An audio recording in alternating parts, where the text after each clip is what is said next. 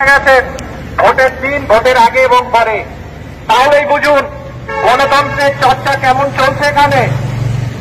যাদের হাতে বিপুল ক্ষমতা দেওয়া হয়েছে এই গণতান্ত্রিক পদ্ধতি নির্বাচনকে শান্তিপূর্ণ এবং অবাধ করার জন্য, তাদের গাফিলতিতে আজ ভোটকর্মীদের তরফ থেকে তাদেরই প্রতিনিধি হিসেবে আমরা কয়েকজন এখানে উপস্থিত হয়েছি।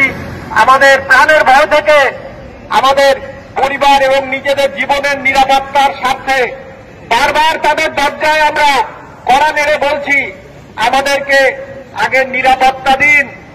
আমরা ভোটের ডিউটি করতে কেউই অরাজি নই, ছেড়ে চলে যেতেও চাইছি না, কাটাতেও যায়নি, মেডিকেল জোগাড় করতে যায়নি, কিন্তু আমাদের পরিবেশটা তো দেবেন। যেখানে বন্দুকের নল আর বোমার ভয়, সেখানে আর যাই হোক কাজ করা যায় না। আপনারা একটা যুদ্ধক্ষেত্রে পাঠিয়ে দিচ্ছেন, তফাৎ হচ্ছে সেনাদের হাতে অস্ত্র থাকে, আমরা ঢাল নেই, তলোয়ার নেই, নিধিরাম সর্দার। আমাদেরকে পাঠাচ্ছেন, লুম্পেনরা আমাদেরকে ভয় দেখিয়ে তাদের ইচ্ছা মতো কাণ্ড করিয়ে নিচ্ছে, হেনস্থা করছে, অপমান করছে, মারধর করছে।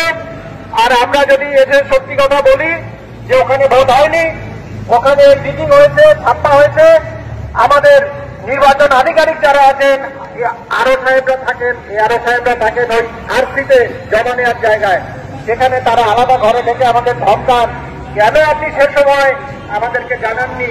আরে বাবা, বন্দুকের দল যদি পাঠ করা থাকে তাহলে ফোনটা করবো কি করে? আপনারা একা কিছু বোঝেন না। না, আমাদের মতো নিরীহ 100% নিরীহ মানুষদেরকে আপনারা ওই যুদ্ধক্ষেত্রে ঠেলে দেন খালি হাতে মারতে আসার জন্য। আর নির্বাচন নামক জিনিসটাকে প্রয়োজনে পরিণত করার সাহায্য করার জন্য আমাদেরই সংখ্যা ভোট নিয়ে 100% কালো ভোট দিয়ে আপনারা সাদা ভোট করিয়ে নেন ভয় দেখিয়ে। আমাদেরকে দিয়ে অন্যায় করাতে আপনারা বাধ্য করছেন। আমাদের জীবনকে আপনারা মিনিমিনি খেলার দিকে ফেলে দিয়েছেন, আমরা এটা মেনে নেব না।